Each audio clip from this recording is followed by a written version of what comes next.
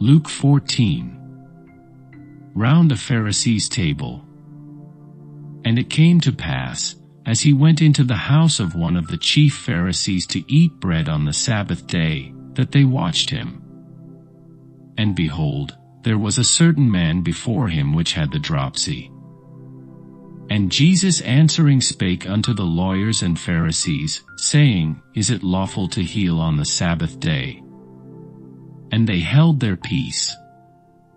And he took him, and healed him, and let him go, and answered them, saying, Which of you shall have an ass or an ox fallen into a pit, and will not straightway pull him out on the Sabbath day? And they could not answer him again to these things. And he put forth a parable to those which were bidden, when he marked how they chose out the chief rooms, saying unto them, When thou art bidden of any man to a wedding, sit not down in the highest room, lest a more honorable man than thou be bidden of him. And he that bade thee and him, come and say to thee, Give this man place, and thou begin with shame to take the lowest room.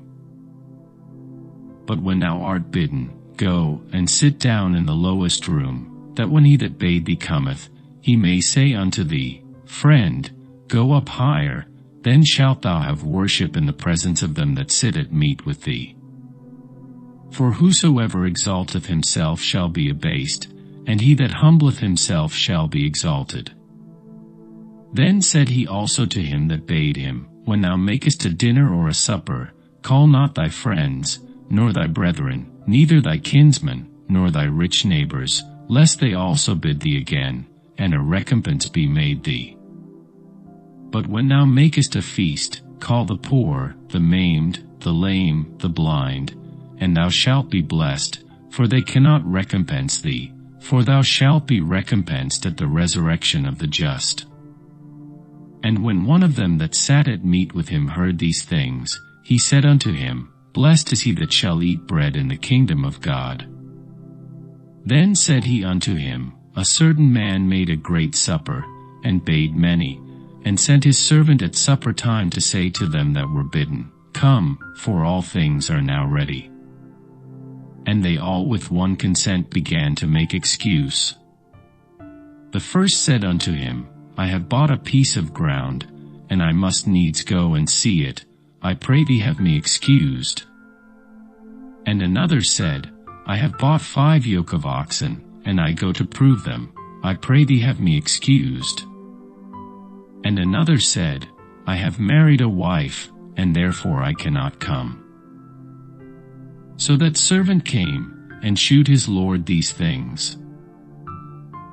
Then the master of the house being angry said to his servant, Go out quickly into the streets and lanes of the city, and bring in hither the poor, and the maimed, and the halt, and the blind.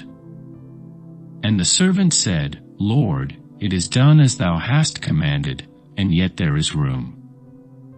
And the Lord said unto the servant, Go out into the highways and hedges, and compel them to come in, that my house may be filled. For I say unto you, that none of those men which were bidden shall taste of my supper. To a wayside crowd.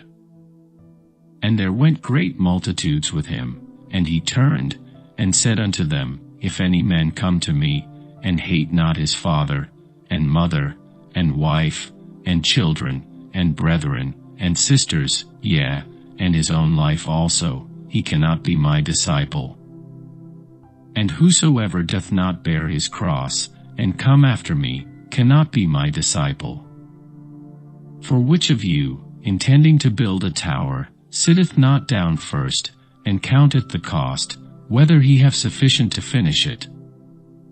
Lest haply, after he hath laid the foundation, and is not able to finish it, all that behold it begin to mock him, saying, This man began to build, and was not able to finish.